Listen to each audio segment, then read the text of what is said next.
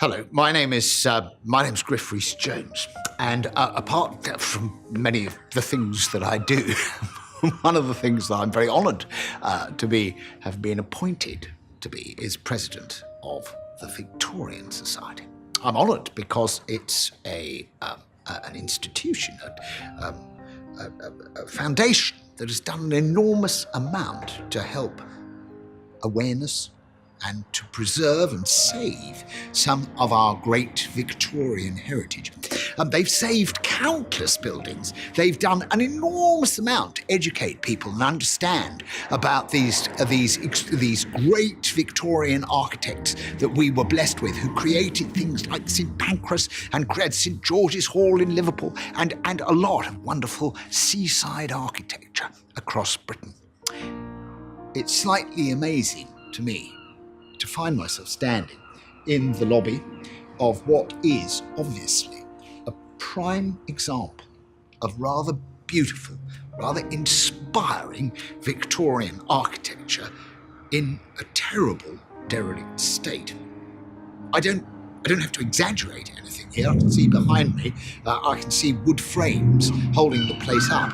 I can see that terracotta balustrades are falling to pieces. I can see that it's locked up, but I can also see that it's a building which, in its complete state, can easily be restored. You don't have to look far to see that if somebody doesn't give this building a lot of care and attention and look after it, it will become worse and worse. I sincerely hope, that isn't the intention of the people who now own it. I hope that they love this building as much as many, many people in Folkestone do, because they should be aware, and everybody should be aware, that restoring a building like this is not just because of its history, and its history is really important, but also because it will add value to this area and to the buildings that might be built to surround it if it is preserved. This is proved over and over again. Heritage doesn't just matter, it pays. People love these buildings, and quite rightly.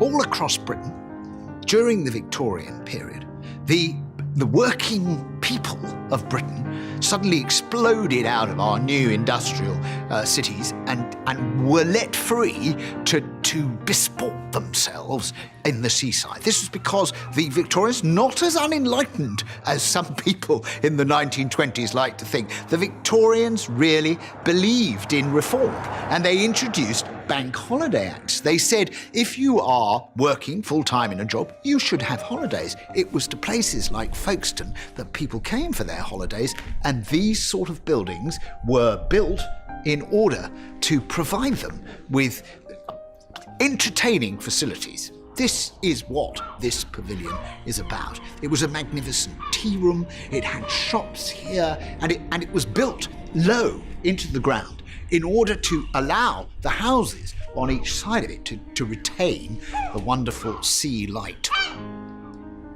What can be done?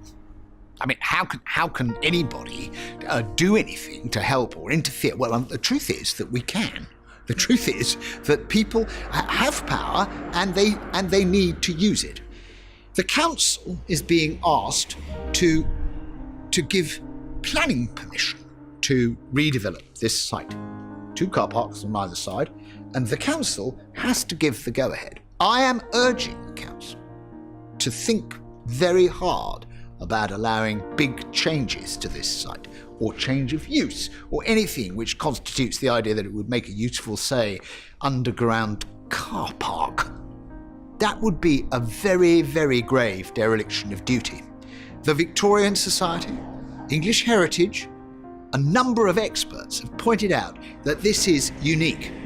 This is a real treasure of Folkestone, where we should be concerned not just about the immediate problems we have, but also about our future, our grandchildren's future, our great-grandchildren's future, and them turning around and saying, what you just allowed? Some of the last great evidence of this part of our history, these wonderful buildings, to just be sort of trashed and traduced and knocked about as much as you did? We can't let that happen. And there is a chance now to point out to the developers that what they have here is a little gem, and a little gem which will possibly be a very rich jewel for them if they treat it well and use it well and make it part of their scheme. So, rise up, step forward, offer to help. Let's make a noise. Let's organise ourselves and tell the council, their planning department, and the world that we love this building and we want to help it.